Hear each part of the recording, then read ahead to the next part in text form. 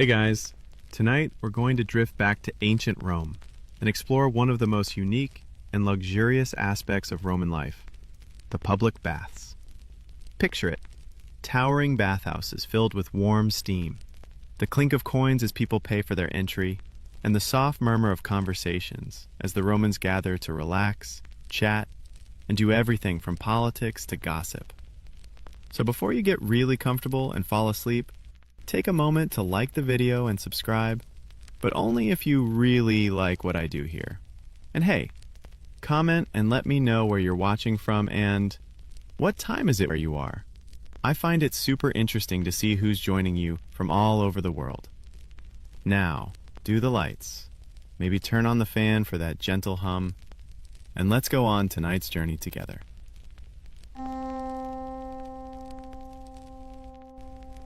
The baths weren't just a place to get clean. They were an entire experience, a slice of social life that was as integral to Roman culture as gladiator games and Roman forums. You're probably thinking, okay, but they didn't have rubber duckies, right? Well, not exactly. But what they did have was a level of innovation and communal bathing that, let's be honest, we've only recently started to catch up to with modern spas. Imagine living in a world where your daily ritual of washing yourself could involve marble walls, heating systems that would make your bathroom jealous, and a fully stocked bar. Okay, not really, but you get the idea. The Roman spa experience. In ancient Rome, the public bath was more than just a place to wash away the day's dirt. It was a full-body experience, kind of like the Roman version of going to a luxury resort, but with more steam and a lot less sunscreen. Baths were part of daily life for nearly everyone, from the emperor to the average citizen. The idea was simple. Cleanliness was not only a personal hygiene matter, but also a sign of civility, even virtue. The Romans took their cleanliness very seriously, so much so that the thermae, public baths, became as important as any social institution. But before we get into the nitty-gritty of how the Romans relaxed in their baths, let's set the scene. The bathhouses themselves were massive. Picture this, a grand building, often decorated with marble columns, intricate mosaics, and expansive courtyards. They could accommodate hundreds of bathers at a time, with the largest baths, like the baths of Caracalla, being able to hold up to 1,600 people in one go. The sheer scale of these bathhouses was an engineering feat, an example of Roman architecture at its finest, built to provide both comfort and social connection. You probably won't survive this, but I'd suggest imagining yourself walking into one of these grand bathhouses. The hot air hits you first, and the sounds of people chatting echo across the marble walls. There's a gentle splash of water as bathers step into the massive pools. You're here not just for a bath, but for the experience. A few hours spent socializing, relaxing, and of course, really cleaning yourself. Historians still argue whether the Romans truly understood the full medical benefits of their baths, or whether they just enjoyed lounging in the steam as a break from the stresses of Roman life. Either way, baths were deeply embedded in Roman culture. More than just a chance to clean yourself, they were a place to relax, unwind, and engage with others. Now that we've got the picture of what Roman baths looked like, let's dive deeper into their most important feature, the social side. Roman baths weren't just a private affair, no. They were more like giant communal centers, and they played a huge role in social life. Bathing in ancient Rome was all about mingling, meeting friends, and exchanging gossip, business deals, and sometimes even the latest juicy scandal. In fact, they were the go-to spots for Roman citizens to catch up on everything from politics to romance. It was kind of like the ancient version of a modern-day coffee shop, but with water, steam, and a touch more skin. You might be surprised to hear this, but the baths were actually a pretty egalitarian space. Sure, the emperor and the wealthy elite could visit their private baths, but the thermae were open to nearly everyone. That's right. Bathhouses were designed to accommodate all classes, from the poorest to the richest. For a small fee, or sometimes even for free depending on the bathhouse, anyone could take a dip. This gave the bathhouse an essential role in Roman society. They were the one place where the divisions between classes could be, at least temporarily, washed away. Imagine, you could bump into a senator while chatting with a humble baker. Nobody was above a good soak. It's easy to picture the grand spaces filled with people sitting, chatting, and exchanging the latest gossip. Maybe you're sitting in the warm tepidarium, or you've just splashed into the caldarium, and someone's leaning over to tell you about the newest political upheaval or the latest love affair in the emperor's court. Of course, these exchanges weren't always strictly political. Baths also provided the perfect environment for a little flirtation, or even business networking. Some of the most important deals in Roman history could have been struck right there, by the side of a steaming pool. Can you imagine that? Hey, I'll give you a few acres of land, you just have to make sure my cousin gets a government position deal. Historians still argue whether the mixing of social classes in the bathhouses led to any significant changes in Roman society. Some say it was a mechanism for spreading political ideas, while others think it just allowed for social interaction that was mostly superficial. Regardless, the public baths were places where the everyday Roman could feel a sense of community, and even a little bit of connection with the elites. So, what were people talking about in these huge communal bathhouses? Well, the usual topics of the day. Politics, of course, but also, there were always the ongoing scandals that seemed to pepper every corner of Roman society. A little whisper here, a juicy tidbit there. We know that Roman baths were often the birthplace of rumors, whether about the latest gladiatorial match, a senator's affair, or whispers about a new emperor. In fact, the bathhouses could be seen as the Twitter of their time, a place where news spread fast and everyone had an opinion.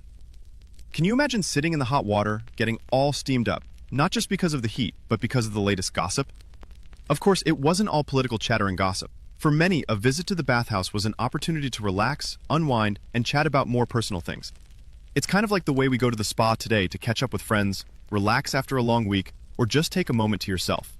Except, well, your moment to yourself in ancient Rome probably involved a crowd of people sharing the same idea. Now that you're settled into the social whirl of the Roman baths, let's take a step back and talk about the actual bathing rituals. Picture it. You're entering the grand bathhouse, the sounds of the bustling crowd echoing in your ears, the smell of warm steam filling the air. But Roman bathing was no casual dip in the pool. Oh no, it was a carefully crafted ritual. The process of bathing was so involved that it was almost like a full-body workout with relaxation built in. Your first stop would be the apoditarium, the changing room. Here, you'd strip off your clothes, probably chuck them onto a shelf, and then head to the next part of your bath. The Romans were all about order, and this changing room was the first step in preparing for the rest of the ritual. You might leave your clothes in the hands of a slave or a bath attendant who would keep an eye on them while you went about your business. In these grand bathhouses, there was often a very distinct hierarchy of attendants, ranging from the bathmasters overseeing the whole operation to the lesser attendants who looked after your clothes and helped you along the way. You'd leave your things behind and step into the next stage. Next, you'd move into the tepidarium, or the warm room, where the heat starts to kick in. It wasn't scalding yet, just the right amount of heat to loosen up those muscles and get your blood circulating. The idea was to gently ease your body into the more intense stages of bathing. It's here you'd probably take a seat on a marble bench or settle into a warm pool of water. There might be soft conversations happening around you, and if you're lucky, you could even overhear a political discussion or two about the latest Senate drama. Number 2. Historians still argue whether the tepidarium was the most important room in the whole bathhouse. Some believe it was a critical part of the cleansing process, preparing the body for the hotter, more intense baths. Others argue that it was really just a place to relax and unwind before diving into the steam. Regardless, it was a key part of the experience, giving bathers a chance to rest and adjust before things got a little more intense. As you settle into the tepidarium, you might hear the sounds of slaves bringing hot water from the caldarium, the hottest room of all. The heat in this room was fierce, nothing compared to the cozy warmth of the tepidarium. The caldarium was where things really got serious. The Romans understood that heat could have beneficial effects on the body, especially when paired with massage, scrubbing, and exfoliation. Bathers would often have slaves or other attendants helping them scrub off the sweat and grime of daily life. You'd probably get a good rub down, followed by a soak in the hot water, which would open up your pores and get you feeling completely relaxed and, dare I say, pampered. After all that heat, you'd be feeling like a million denarii. totally relaxed, muscles loose, and your skin feeling smoother than a marble statue. But we're not done yet. No, the caldarium was just one part of the process, and next came the cool down. But before we dive into that next stage, let's pause for a moment to acknowledge the real genius of the Roman baths, the engineering behind it all. But we'll get into that next time. Now, after a good long soak in the caldarium, the really hot room, it's time to cool off because, let's face it, no one's going to sit in a steaming hot tub all day and not want a refreshing change of pace. Enter the frigidarium, the cold room, the grand finale of the Roman bathing experience. After all that heat, your body craves a bit of relief, and nothing does the job quite like a plunge into chilly water. It's the Romans' version of hitting the reset button, like stepping out of a sauna and diving into an ice-cold pool. This room was often designed to be starkly different from the warmth of the other rooms, chilly, echoey, and as refreshing as a cool breeze after a long, hot day. This cold plunge wasn't just for fun. It had real, tangible benefits. The Romans believed that the sudden shock of cold water had all sorts of health benefits. It could stimulate circulation, tighten the skin, and revitalize you in ways you probably didn't think water could. In fact, they often combined their cold plunges with vigorous body scrubbing or massage, so you'd feel as though you were practically glowing by the end of your session. Plus, the coolness of the frigidarium was also a great way to close the pores that had opened up during the heat of the caldarium. Now, imagine the feeling of that cold water rushing over you after the heavy heat of the caldarium. The contrast is intense, but also incredibly invigorating. You'd feel completely refreshed, like you'd just taken a long nap in the middle of the day, only to wake up feeling as though you'd been revitalized. Historians still argue about whether this cooling off was really a crucial health element, or whether it was just something the Romans did because they could. Either way, it was an important part of the process, and without it, the entire bathing experience would have been missing that satisfying finish. But the frigidarium wasn't the end of your bathing experience either. You might have stayed there for a few minutes, allowing the cold to completely refresh you. Or perhaps you'd do what many Romans did and go back through the cycle, hitting each room in turn. It was all about getting that perfect balance of heat and cold, relaxation and rejuvenation. And as you'll soon see, this wasn't just about the bath itself. It was a whole experience, and it took some serious engineering to make it work. Speaking of which, let's dive into just how these massive bathhouses were actually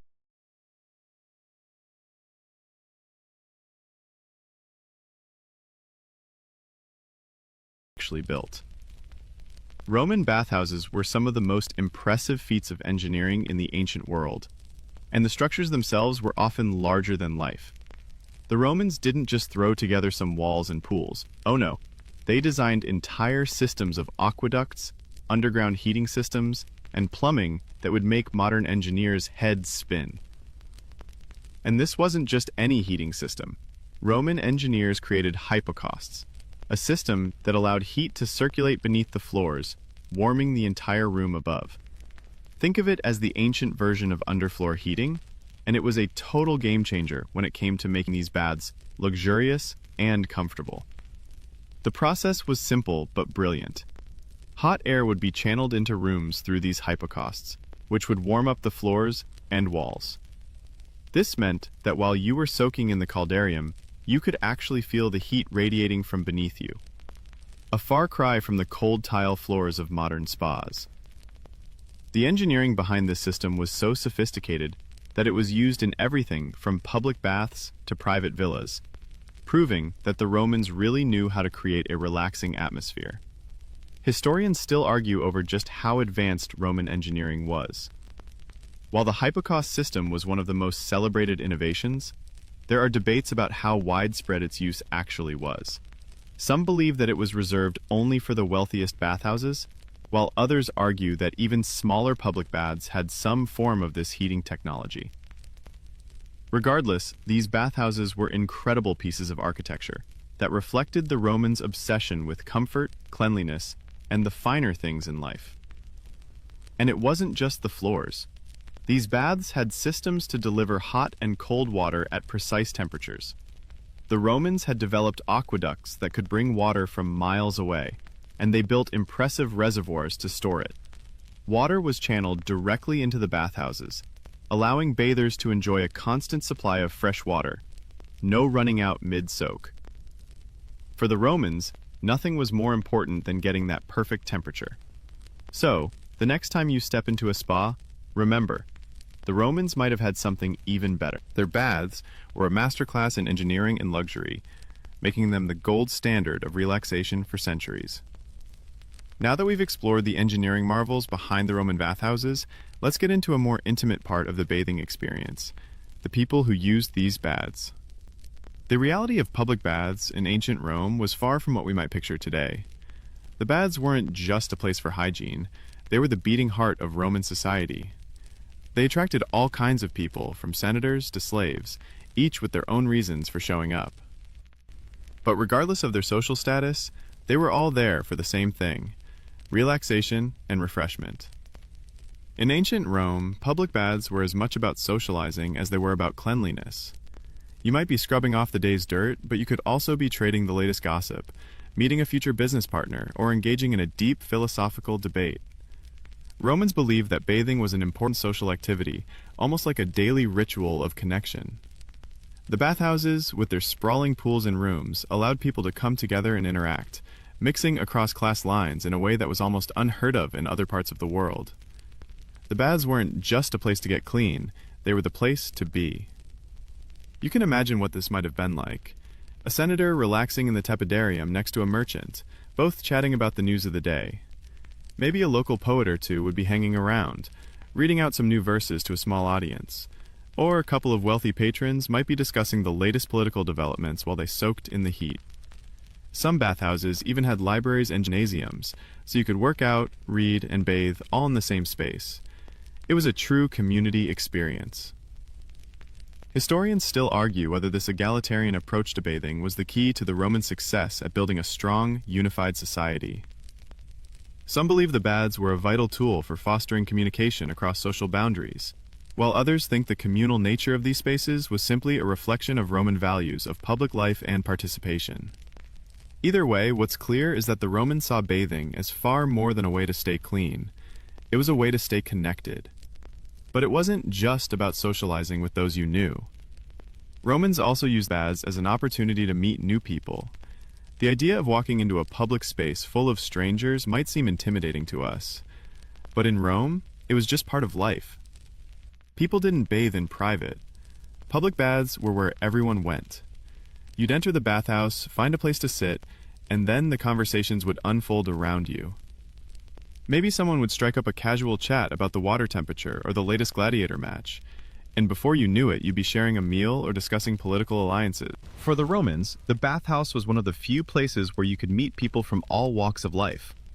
The baths also offered a certain level of privacy within the public space, especially in areas like the balnei, the smaller neighborhood baths, or in the private baths of the wealthy. These spaces were often designed for people who wanted a more intimate bathing experience, away from the crowds. But whether you were in a public or private bath, you were still participating in this great communal activity, something that bound Roman society together in a way few other institutions did. Now, let's talk about the staff who helped run these bathhouses. These weren't your average spa workers. Many of them were slaves or hired workers, performing tasks that ranged from cleaning the pools to massaging bathers and serving refreshments. Some attendants were highly skilled in giving massages, which could be quite elaborate. Think of it as an ancient version of the spa treatment we know today. The Romans also had workers dedicated to making sure the water was always at the right temperature, constantly adjusting the flow and heat to maintain the perfect bathing conditions. It was a massive operation, and without the workers who ran these bathhouses, the whole system would have come crashing down. The social dynamics of the bathhouses were also a bit different from what we're used to. Bathers would often go through the stages of bathing in the company of others, talking or relaxing in the different rooms. In the caldarium, where the heat was the most intense, it wasn't uncommon for bathers to chat and even play games to pass the time. The act of bathing itself was a social ritual. You were never truly alone in the baths. Even if you wanted to relax in peace, someone would eventually strike up a conversation. It was all part of the charm of Roman public baths. Their ability to weave together relaxation, socialization, and refreshment in one seamless experience. Historians still argue whether the Roman baths were just a reflection of the importance of social life in Roman culture, or if they had a deeper significance tied to Roman ideas about health and well-being. But one thing is certain: Roman baths were a powerful social and cultural force, playing a key role in the daily lives of people throughout the empire. From the grand imperial baths to the smaller neighborhood baths, the experience of bathing was not just about cleanliness. It was about connecting with the people around you. As we continue to delve deeper into the Roman bathing experience, let's talk about one of the coolest aspects of their public bathhouses: the laconicum. You probably won't see a laconicum in your typical spa today, but this Roman invention was essentially the ancient equivalent of a sauna. Imagine stepping into a room filled with intense heat, with walls that seem to radiate warmth from every corner. The laconicum was designed specifically for dry heat, unlike the other rooms in the bathhouse, where water played a major role. This dry heat room served a very different purpose, one that focused on detoxifying the body through sweating. Roman bathers would enter the laconicum to sweat out the toxins and impurities in their skin. The heat would open their pores, and it was believed that this intense heat had not only physical benefits, but also mental ones. In many ways, the laconicum was the ultimate form of relaxation, a place where you could sit in silence, let the heat do its work, and just lose yourself in the heat. Historians still argue about how widely the laconicum was used in Roman society. Some believe it was a more exclusive feature of the larger bathhouses, while others think it was a standard part of almost every Roman bathhouse, regardless of size. Regardless of its widespread use, there's no doubt that the Romans understood the benefits of sweat and heat in maintaining a healthy body. And this wasn't just about getting rid of dirt. It was about purging the body of impurities, promoting circulation, and helping with overall well-being. The laconicum may have been uncomfortable for some bathers, but the benefits of sweating it out were well worth the discomfort. If you've ever experienced a sauna, you can probably imagine what the laconicum felt like. It was dry, hot, and intense. A perfect contrast to the more relaxing tepidarium or the refreshing frigidarium. It wasn't just a part of the bathhouse experience. It was a crucial part of the Romans' health regimen. Much like how modern wellness centers and spas promote sweating as a detoxification method, the Romans believed that the laconicum could help cleanse the body, relieve aches, and promote overall vitality. Now let's talk about the laconicum's role in Roman social life. While some may have gone into the hot room alone to sweat it out, the laconicum wasn't just a place for solitary indulgence. It was also a place to connect with others. Bathers often use this time to bond, share stories, and engage in quiet conversation, making it a space where the social interaction didn't necessarily need to be loud and boisterous.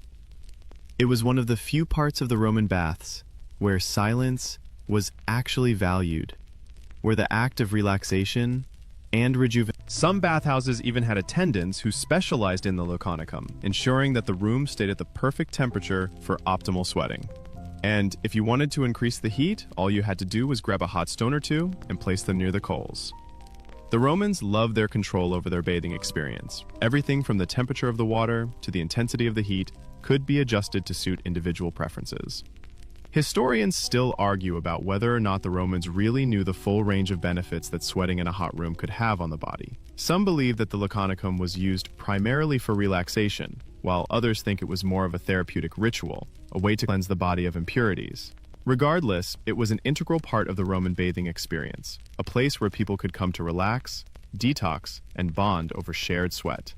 What's fascinating about the Laconicum is how similar it is to some of the spa practices we use today. Modern saunas, steam rooms, and hot yoga classes are all rooted in the same idea: using heat to cleanse the body, promote relaxation, and rejuvenate the spirit. In a way, the Laconicum was a precursor to these modern-day wellness practices, a place where the ancient Romans discovered the therapeutic power of heat. As we leave the Laconicum, let's think about how the Romans' understanding of health and wellness was ahead of its time. From their sophisticated heating systems to their use of steam and heat to rejuvenate the body, they had a deep appreciation for the importance of taking care of both the body and the mind.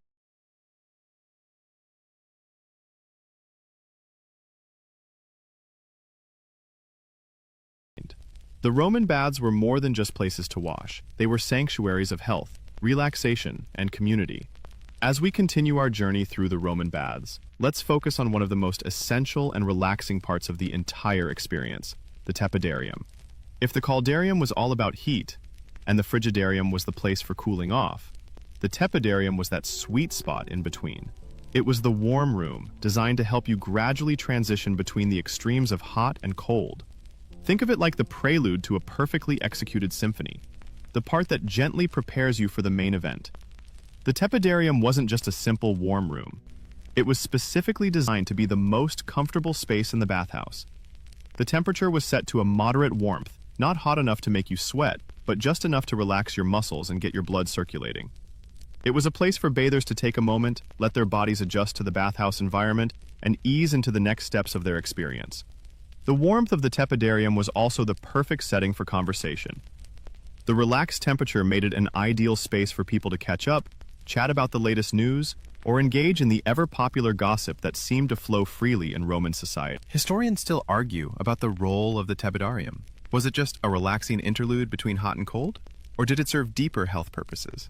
Some scholars believe that the moderate warmth of the tepidarium helped to stimulate circulation, aiding in the body's overall cleansing process. Others suggest it was primarily a social space, a place to unwind before moving on to the more intense heat of the caldarium. Regardless of its precise role, the tepidarium was a vital part of the Roman bathing experience, offering the perfect balance between the extremes of the other rooms. Now, imagine yourself walking into the tepidarium after spending time in the hot caldarium. Your body is warm, but not overwhelmed by heat. You settle into a warm pool, feeling the tension in your muscles start to melt away. The room itself is filled with soft, golden light filtering through the high windows, creating an almost magical atmosphere. The water is perfectly warm, just enough to feel like a cozy embrace. The air is filled with the sounds of quiet chatter and gentle splashes, and you feel your mind begin to unwind as much as your body. It's in this room that the Romans would really slow down and allow themselves to fully relax. No rush, no hurry, just time to settle into the warmth and catch up with friends. The tepidarium allowed bathers to transition from the heat of the caldarium to the cool of the frigidarium without shock, easing the body into a more comfortable state. For the Romans, this wasn't just about physical comfort.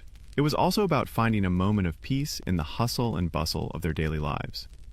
While we're on the subject of the tepidarium, let's take a moment to consider how the Romans viewed the concept of balance. They weren't just concerned with physical hygiene. They believed in balancing their body, mind, and spirit. The entire bathing ritual, from the warm embrace of the tepidarium to the cooling relief of the frigidarium, was about achieving a sense of equilibrium. It's a concept that resonates with us today. In fact, many modern spa treatments, from hot stone massages to balanced heat therapy, have their roots in the practices of ancient civilizations, like the Romans. The ancient Romans knew something we're still trying to understand today, that true relaxation comes from balance. Too much heat, and you'll feel drained. Too much cold, and you'll feel rigid. The tepidarium was the room that helped bathers find that balance, that sweet spot of warmth that allowed them to feel both comfortable and rejuvenated. Historians still argue whether the tepidarium was more important for health or for social reasons. Some believe that it was a space for health-conscious Romans who wanted to ease their muscles and improve circulation, while others think it was simply a communal space designed for relaxation and conversation. Whatever the case, the tepidarium was undeniably essential to the bathing experience. It was a moment to breathe, to relax, and to find your center before moving on to the more intense parts of the ritual. As we leave the Tepidarium behind and prepare to move on to the next phase of our journey, remember that this room wasn't just about comfort. It was about creating the perfect environment for Roman bathers to unwind. It was a place where the stresses of the day could melt away, and where the Romans truly embraced the art of relaxation. Now that we've journeyed through the Tepidarium, that warm and soothing sanctuary, it's time to enter the real heart of the Roman bathing experience, the caldarium, the hot room. This was the room where the Romans truly went all out. The heat was intense and the air was thick with steam. The caldarium was where the magic happened, the place that made all the earlier stages worth it.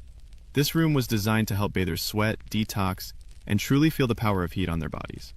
In this room, the temperature would have been so high that it could feel almost unbearable. Picture yourself stepping into the caldarium. The warmth hits you immediately. The walls are radiating heat, and the air feels thick as you take your first steps toward one of the large pools. You sink into the water, and almost instantly, your muscles start to relax. The intense heat causes your pores to open, and sweat begins to pour off your skin. The Roman bathers believed this sweat was a way to rid the body of impurities, a therapeutic cleanse that revitalized the body and mind. Now, the caldarium wasn't just about sweating it out. It was also a place for relaxation and indulgence. Romans often combined their time in the hot room with a variety of body treatments. This is where attendants or slaves would come in to help with exfoliation. The hot water and steam made it the perfect environment for deep scrubbing. And the attendants would use tools like strigils, scraping tools, to remove dirt and dead skin. Imagine a nice, thorough rub-down while you lounge in the hot water. You'd feel rejuvenated, almost like a new person by the time you stepped out of the caldarium. Historians still debate whether the caldarium was more about luxury and indulgence, or whether the heat served a more medicinal purpose. Some argue that it was a key element of the Romans' health practices, that it had actual healing benefits by stimulating the circulatory system and opening the pores. Others suggest that it was simply a space for pleasure, where bathers could enjoy the heat and the communal experience. Regardless, it was undeniably the most intense and therapeutic part of the bathhouse. The heat in the caldarium wasn't just about physical benefits. It was also about the experience. You'd find a lot of people relaxing, lying back, and taking in the warmth, all while talking with friends or even strangers. Conversations would flow easily as people lounged in the heated waters, sharing gossip, stories, and ideas. You might overhear a discussion about the latest political scandal, or listen in on someone telling tales of their adventures in faraway lands. The caldarium was a place where the Romans came to relax, detox, and unwind, but also a place where they could socialize and connect with one another. In some of the larger bathhouses, the caldarium would be lavishly decorated with intricate mosaics, marble columns, and even statues, creating a truly immersive experience. The idea was to make the hot room not just a place of physical treatment, but also a place of beauty and relaxation. Imagine stepping into a room that felt like a temple, dedicated to relaxation, with the steamy air wrapping around you like a warm hug. As you spend time in the caldarium, you can't help but appreciate the sophistication of Roman bathhouse design. The Romans didn't just focus on comfort. They made sure every room had its own unique function, and that each stage of the bath was as therapeutic and relaxing as possible. The caldarium was the culmination of the entire bathing experience, the room that allowed you to truly let go and detox, both physically and mentally. Historians still argue over whether the Romans fully understood the science behind their bathing practices. Did they know that heat helped increase blood flow, improve skin health, and stimulate the body's natural detox systems? Some think they did. Others believe it was more about tradition and belief than actual medical understanding. But one thing is certain. The caldarium was a space that combined luxury, social interaction, and health benefits all in one, making it a central part of the Roman bathing ritual. As we leave the caldarium behind and move on to the next step, keep in mind that this room wasn't just about getting clean. It was a place to renew, refresh, and find a sense of balance in the heat. It was the hot room where the Romans truly felt the power of their baths. Having basked in the steamy heat of the caldarium, it's time to talk about the grand finale of the Roman bath experience, the frigidarium. This cold plunge was the ultimate conclusion to the entire bathing ritual, and it was an essential part of the process, providing a refreshing jolt after the intense heat of the caldarium. After all, what better way to feel completely rejuvenated than by submerging yourself in icy cold water? It was the Romans' version of hitting the reset button for both body and mind. Picture this. You've just spent a long time in the caldarium, feeling the heat seep deep into your muscles, sweating out toxins, and completely relaxing. Now, you step into the frigidarium, where the temperature is dramatically cooler, almost shocking after the heat of the previous room. The sudden change in temperature was designed to close your pores, tighten your skin, and rejuvenate your entire body. For the Romans, it wasn't just a matter of cooling off. It was an integral part of the therapeutic process. The cold plunge served as a way to stimulate the circulation and restore a sense of balance after the intense heat. For some bathers, the frigidarium was a necessary shock to the system, a revitalizing jolt that helped to reset both body and mind. It was the perfect way to end a bath, refreshing, invigorating, and, as some bathers would say, rejuvenating in ways that you couldn't get from just the heat alone. You might imagine stepping into the cold water, feeling your body tighten up from the sudden chill, and then slowly starting to feel your energy levels rise again. The cold water would have felt especially invigorating after the prolonged exposure to warmth, and it gave bathers a moment to wake up, refresh, and leave the bathhouse feeling completely renewed. The frigidarium wasn't just about the cold. It was also about the atmosphere. In larger bathhouses, the frigidarium would often be one of the most striking rooms in the entire complex. It would have been filled with sparkling cold water, often beautifully tiled with mosaics that shimmered in the light. The room might have been lined with benches where bathers could sit and allow the chill to soak into their skin, resting and chatting with others as they experienced the refreshing relief. Historians still argue about whether the cold plunge was simply for refreshment or whether it had deeper medicinal benefits. Some believe that the frigidarium was a key part of the Romans' health practices, helping to invigorate the body and improve circulation, while others think it was more symbolic, a way to complete the bathing process by giving bathers a moment to feel fully awake and refreshed. Regardless of the exact purpose, what's clear is that the frigidarium was an essential element of the Roman bathing ritual. It was the last step in the process, the one that helped bathers leave the bathhouse feeling as though they had been completely restored.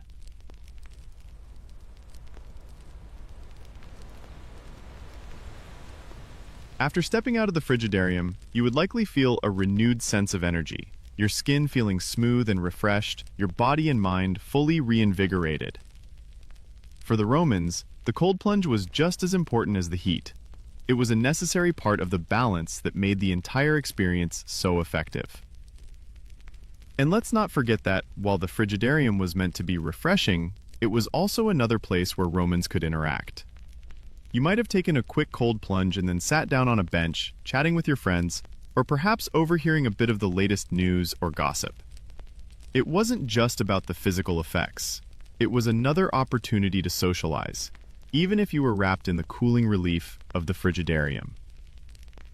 Some bathhouses even had pools or fountains where you could take a quick dip, while others focused on providing a more subdued experience, with minimal decoration to help bathers truly focus on the cooling effect of the water. No matter the style of the bathhouse, though, the cold plunge was the universal finishing touch that provided the necessary closure to the bathing ritual. Historians still debate whether the cold water immersion in the frigidarium was truly as beneficial as the Romans believed. Some suggest that the cooling effect on the body helped reduce inflammation and improve skin health, while others think it was more about the feeling of rejuvenation it provided. Regardless, the frigidarium was as central to Roman bathing culture as the hot rooms, offering a way to bring the body back to a state of balance and feel completely refreshed. Now that we've experienced the full cycle of the Roman baths, from the warm, soothing tepidarium to the intense heat of the caldarium, and finally the refreshing jolt of the frigidarium, let's take a moment to reflect on the health benefits that the Romans believed they were reaping from this luxurious bathing routine. For the Romans, bathing wasn't just about cleanliness. It was about taking care of the body, mind, and spirit. the baths were seen as a place to rejuvenate and refresh. And Romans had a deep belief in the healing properties of water and heat.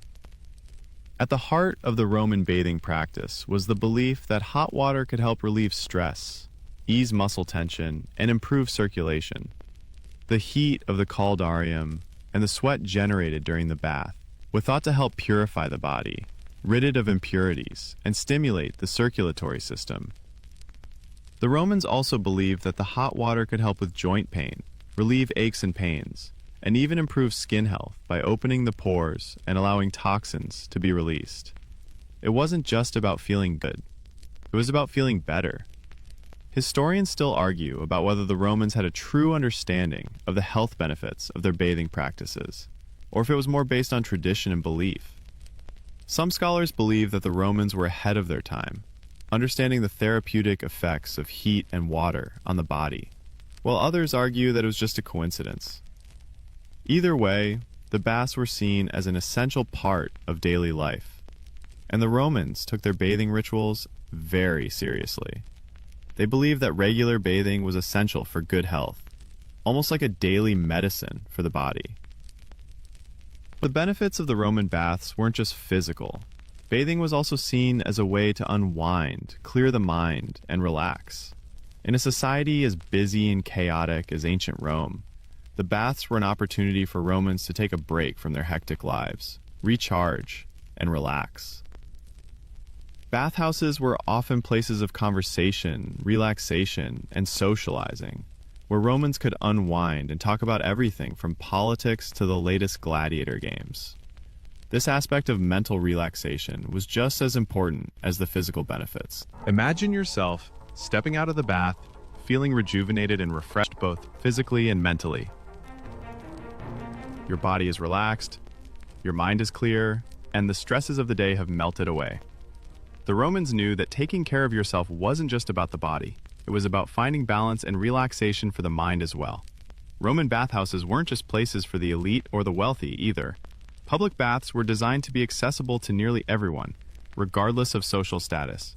While there were certainly lavish baths built for the elite, the average Roman could visit a bathhouse for a very affordable fee, and sometimes even for free. This allowed the practice of bathing to be a communal activity that brought people together regardless of class. The bathhouse was a place where you could meet people from all walks of life, from senators to farmers, and engage in conversations that helped build social connections and relationships. In a way, the Roman bathhouse was the great equalizer, a place where the barriers of class were temporarily washed away. Historians still argue about the social significance of the baths. Was it just a place to clean up, or was it a social institution that helped the Romans build a cohesive society? Some believe that the communal nature of the baths helped to foster a sense of shared identity among the Romans, while others think it was simply a place for people to relax and socialize. Regardless of the exact purpose, the bathhouse played a crucial role in Roman society, not only for its health benefits, but also as a space for communication and connection. In fact, many of the aspects of the Roman bathhouse were ahead of their time. The engineering behind the baths was incredibly sophisticated, with innovations like the Hippocaust system, which allowed for underfloor heating, and the aqueducts that brought water from miles away. The Romans' attention to detail and creating a comfortable, luxurious bathing experience was unparalleled. Today, we can still see echoes of Roman bathing culture in modern spas and wellness centers, where the focus is on relaxation, rejuvenation, and social connection. Having fully immersed ourselves in the health and social benefits of Roman baths, let's take a look at how they were accessed and used by all classes in Roman society. Public baths weren't just reserved for the elite. They were accessible to nearly everyone, and this inclusivity was a defining feature of Roman bathing culture. Imagine walking into a grand bathhouse with soaring marble columns, the sound of water splashing, and the low hum of conversation all around. Whether you were a wealthy senator or a humble merchant, the Roman baths were an egalitarian space where the divisions of class seemed to evaporate. For most Romans, a trip to the public bath was an affordable luxury. The cost of entry was low, often only a small fee, or in some cases, no charge at all, depending on the bathhouse. This allowed almost anyone to take part in the communal bathing experience, creating a space where people of different backgrounds could mix freely. The bathhouses weren't just about bathing. They were about community and interaction. The fact that people of all walks of life could gather in these spaces created an important social dynamic that made Roman society more connected. Historians still debate the social impact of these communal spaces. Some suggest that the Roman baths played a role in promoting a sense of unity, breaking down social barriers and allowing for open communication between different classes. Others argue that, despite the seeming egalitarianism of the baths, there were still significant class distinctions within the bathhouses. The wealthy could afford to enjoy private baths, while the poorer classes were left to make do with the large, crowded public baths. Nevertheless, the baths were more inclusive than many other public spaces, and for that reason, they were a crucial part of Roman social life. One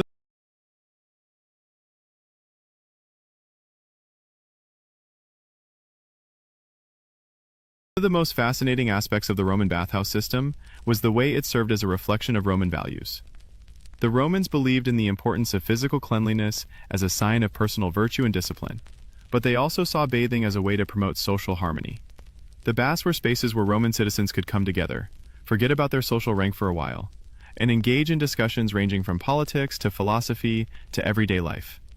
This shared space was integral to maintaining the social fabric of the empire, providing an environment where people could bond over the common experience of relaxation and rejuvenation.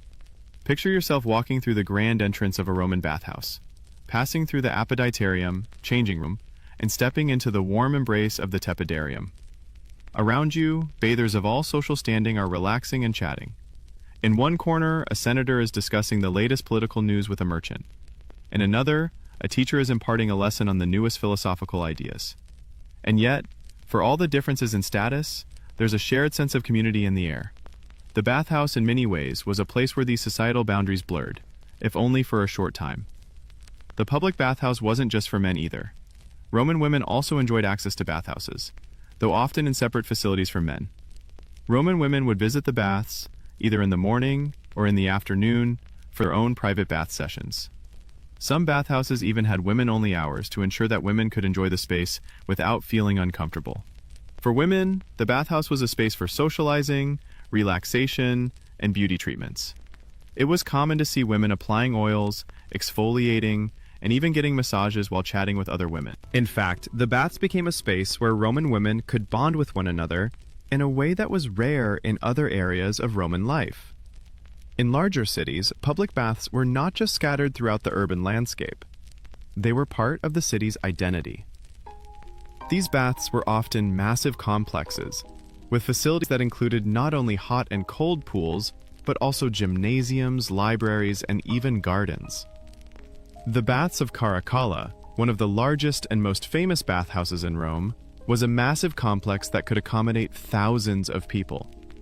These baths weren't just about cleanliness. They were a place to relax, exercise, socialize, and even enjoy entertainment. The bathhouses became centers of Roman life, reflecting the empire's dedication to physical well-being, leisure, and socialization. Historians still debate whether the presence of such large public bathhouses contributed to the Roman Empire's success in fostering a sense of unity among its citizens. Some believe the bathhouses helped solidify the Roman ideal of communal life, where all citizens, rich or poor, could engage in the same experience. Others think the baths served a more superficial purpose, allowing the elite to maintain their status while providing a semblance of equality in these public spaces. Regardless of the debates, it's clear that the Roman baths played an essential role in shaping the cultural and social life of the empire. As we've explored so far, Roman bathhouses were not just places to wash away the day's grime. They were integral parts of the Roman social system and culture. However, the grand scale and societal importance of public baths also had its drawbacks, particularly in the later years of the Roman Empire. While the baths remained places of communal gathering and relaxation for centuries, the decline of the empire also saw the slow decline of these bathhouses, marked by a significant shift in how people viewed public bathing and social spaces. One of the key reasons for this decline was the changing economic and social structure of the empire. As Rome and its provinces became more unstable, the lavishness of public baths became harder to maintain. The once immense bathhouses, which required constant upkeep, became increasingly difficult to support. The intricate systems of aqueducts, plumbing, and hypocausts needed for these massive complexes fell into disrepair as the empire's resources dwindled. The cold water that once flowed freely from aqueducts and the hot steam that filled the caldarium became luxuries that were no longer accessible to the average Roman. Historians still argue about the precise cause of this decline. Some believe that the fall of the Western Roman Empire in the 5th century led to the destruction of bathhouses due to a lack of maintenance, funding, and the growing instability of Roman cities. Others suggest that the rise of Christianity played a role in the disfavoring of public baths. Early Christian leaders often criticized the baths, seeing them as places not just of physical cleansing, but also of indulgence, vice, and even immorality, since they were also places for socializing and engaging in behaviors that the church frowned upon, such as gluttony and promiscuity. By the 4th and 5th centuries, many of the grand public baths were abandoned, repurposed, or outright demolished. As the empire continued to fragment and shift, the once thriving bathhouses became increasingly rare. What was once a grand and communal space of social engagement was now something relegated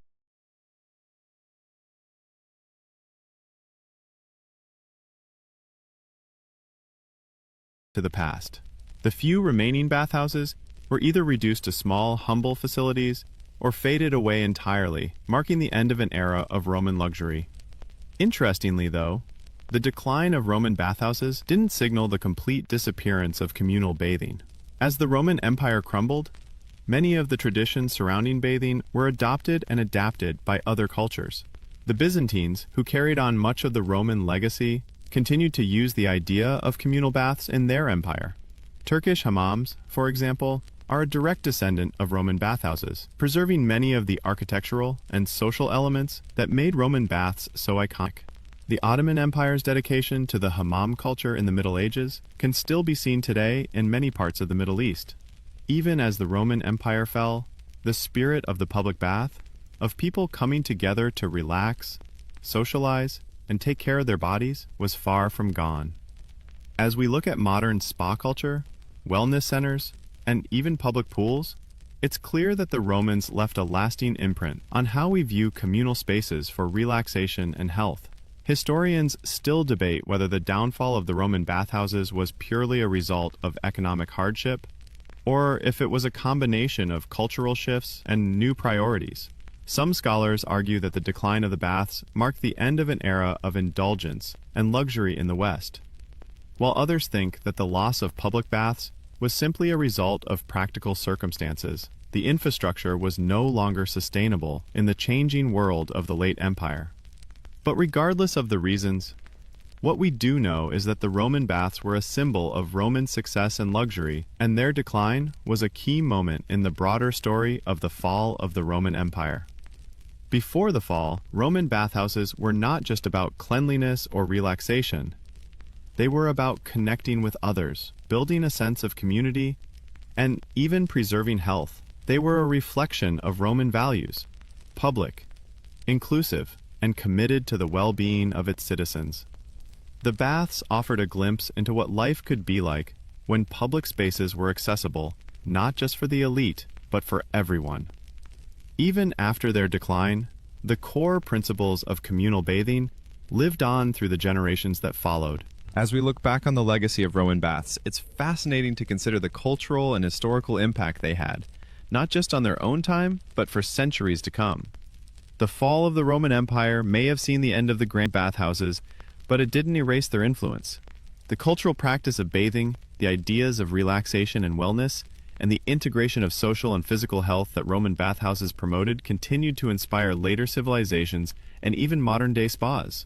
In fact, as the Roman Empire disintegrated, the influence of Roman architecture and engineering continued to linger. Many of the building techniques developed by the Romans for their public baths, particularly in relation to heating systems and aqueducts, were not completely lost. The innovations in water transport and the principles of creating large communal spaces for socializing didn't disappear. As Europe entered the Middle Ages, It saw a decline in large public bathhouses, but communal bathing was still an essential part of the culture, particularly in places like the Byzantine Empire and the Islamic world. The Byzantine Empire, in particular, retained many elements of Roman culture, including the practice of bathing. The great baths of Constantinople, like the famous Chamberlain hammam, were inspired by Roman bathhouses. They, too, had heating systems, large spaces for relaxation, and areas for social interaction. These Byzantine bathhouses carried forward the architectural designs that were developed in the Roman era, keeping the tradition of communal bathing alive. It's easy to imagine that a bath in these spaces would have felt remarkably similar to one in ancient Rome, with the same focus on cleanliness, health, and socialization.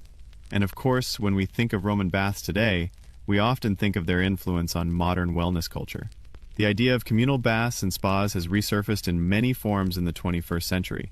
Modern-day spas, hot springs, and wellness centers all owe a debt to the ancient Romans. In fact, some of the finest spas in the world, places where people come together to relax, rejuvenate, and heal, take inspiration from the Roman tradition of bathing. These spaces aren't just about physical cleanliness, they're about creating a ritual of relaxation, mental peace, and community, much like Romans did thousands of years ago. Historians still argue over just how much of Roman bathing culture truly impacted the Western world after the fall of the empire. While the large bathhouses might have disappeared, the cultural values surrounding communal bathing were certainly carried forward by other civilizations. The shift from communal baths to private bathing was a gradual one, influenced by changing religious and cultural norms. In the Christianized West, bathing became more personal and often associated with personal virtue rather than social gathering. But even as bathing practices shifted, the desire for cleanliness and wellness remained a central part of European society. Today, we can trace the direct lines of influence from Roman bathing culture to modern spa culture. From the luxurious hot tubs in contemporary spas to the communal saunas found in Nordic countries, the Roman approach to self-care and wellness is alive and well. The emphasis on relaxation, health, and connection to others continues to thrive in these modern spaces. It's incredible to think that the bathhouses of ancient Rome, designed to serve everyone from the wealthiest citizens to the poorest, are still shaping how we think about public and private relaxation spaces today. The Roman baths were about more than just cleanliness. They were about an ideal of wellness that balanced body and mind, relaxation and socialization. They were a reflection of the Romans' belief in the importance of community, the value of physical health, and the necessity of taking care of oneself. Today, we may not live in the empire that built these magnificent spaces, but we still live in a world that values their principles. The communal nature of the baths, the emphasis on rejuvenation, and the focus on social spaces for connection are timeless.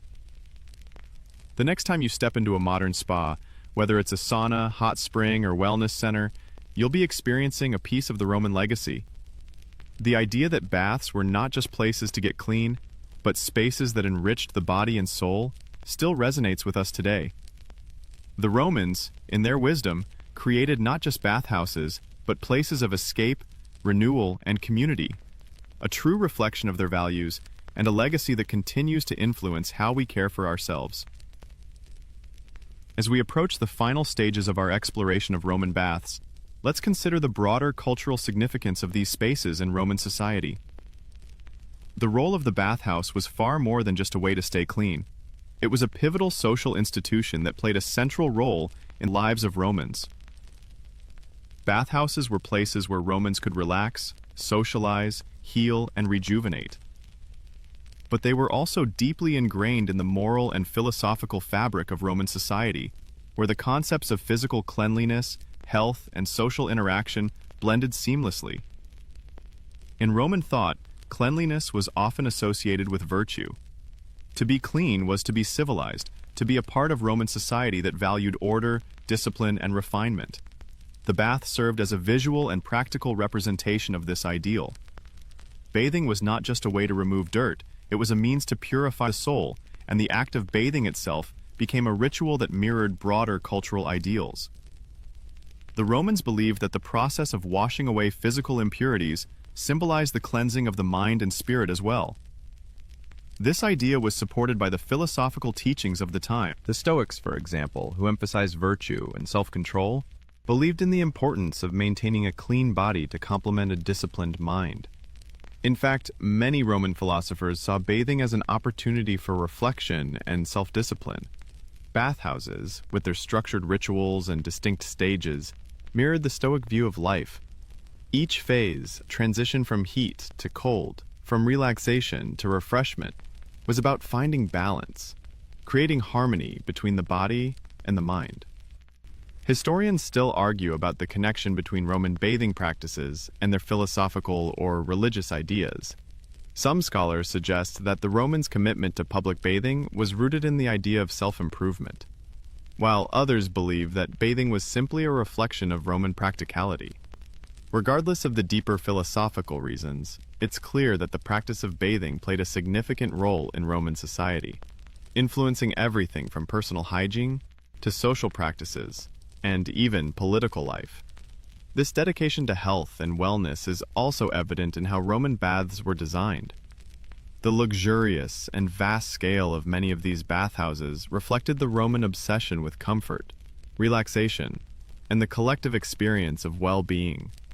Bathhouses were often adorned with elaborate mosaics, marble columns, and statues, turning them into palaces of wellness, beauty, and social interaction. The opulence of these spaces spoke to the wealth and power of the Roman Empire, but also to the belief that taking care of oneself, both physically and socially, was a key part of a successful life. In the end, Roman baths were about more than just physical cleanliness. They were spaces for communal interaction, relaxation, and personal reflection. Whether you were a slave, a merchant, or a senator, the Roman bath was a place where you could connect with others, take care of your body, and enjoy a sense of well-being. The values of social inclusivity, relaxation, and balance that these baths promoted resonated deeply with the ideals of Roman society. Even though the bathhouses of ancient Rome have long since disappeared, their cultural impact is still felt in modern spa and wellness practices. Today, when we visit a spa or hot spring, we're participating in an activity that has its roots in ancient Roman culture. The experience of soaking in a warm bath, the sound of water flowing around you, the sense of relaxation and rejuvenation, it's all a continuation of the Roman tradition of wellness. From the public baths of Rome to the luxurious spas of today, the idea of bathing as an essential form of relaxation, health, and socializing has endured for centuries, transcending cultures and civilizations. While the grandeur of Roman baths might be lost to history, the spirit of what they represented, a balanced life of health, community, and self-care, remains as relevant today as it was in the empire's height. The next time you visit a modern spa, remember that you're not just indulging in a modern luxury. You're taking part in a tradition that stretches back to the heart of the Roman world. As we come to the final chapter of our journey through the Roman bathhouses, let's reflect on how these ancient spaces, so full of cultural significance, have influenced the world we live in today. The legacy of Roman baths is so much more than just a part of ancient history. It's a thread that runs through modern wellness culture, reminding us of the timeless desire for relaxation, health, and social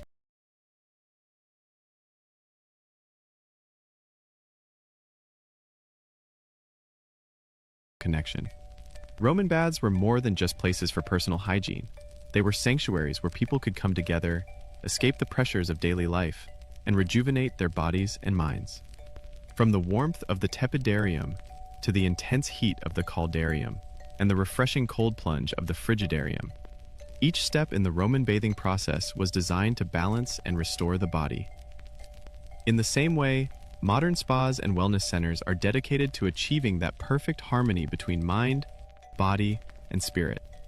The importance of the communal aspect of Roman bathing cannot be overstated. These bathhouses were the ultimate social hubs where people from all walks of life could meet, converse, and relax together. Whether you were discussing politics with a senator or gossiping with friends, the bathhouse was a place for connection, bridging social divides and creating a sense of shared experience. This is an aspect of the Roman bath that lives on today in many wellness centers and spas, where socializing and relaxation go hand in hand. The Romans' understanding of the benefits of heat, cold, and water was centuries ahead of its time. The hypocaust system, which heated the floors of bathhouses, is a brilliant example of Roman ingenuity in creating comfort. This same focus on the therapeutic effects of water and temperature has influenced modern spa practices, from saunas to hot tubs and even cold plunge pools. Many of the wellness techniques we use today, from steam rooms to massages, can trace their roots back to Roman bathing traditions. And while the grand bathhouses of ancient Rome may have fallen into ruin as the empire crumbled, the essence of Roman bathing culture hasn't disappeared. The idea of relaxation, healing, and social bonding through communal bathing lives on in modern wellness practices. We may not have the grandeur of the baths of Caracalla, but we still seek out spaces where we can disconnect from the world and reconnect with ourselves and others. Whether it's through a hot stone massage, a quiet soak in a hot tub, or a steam bath, we continue to practice the same rituals the Romans did, balancing our physical health with mental relaxation and connecting with the world around us. As we close this journey through the world of Roman baths, we can't help but admire how ahead of their time the Romans were. Their dedication to health, wellness, and social interaction through the practice of communal bathing is a legacy that has influenced countless generations. The ancient Romans understood that relaxation was not just a luxury, but a necessity for a balanced, well-lived life. A lesson that still rings true for us today. Now, as we wind down, let's take a moment to think about the simple pleasures that bathing brings. Whether you're soaking in a modern spa or just enjoying a quiet moment at home, remember that you're participating in a centuries-old tradition that values not just cleanliness, but well-being, community, and connection. The legacy of the Roman bathhouses continues to shape how we view relaxation, wellness, and social spaces, reminding us of the timeless human need to care for both body and mind. So, as you close your eyes tonight, think about the peace and relaxation that bathing brings. Let it wash over you, just as it washed over the Romans centuries ago. And remember, as the ancients did, the art of bathing is not just about getting clean. It's about finding balance, taking care of yourself, and connecting with others in the shared experience of rejuvenation.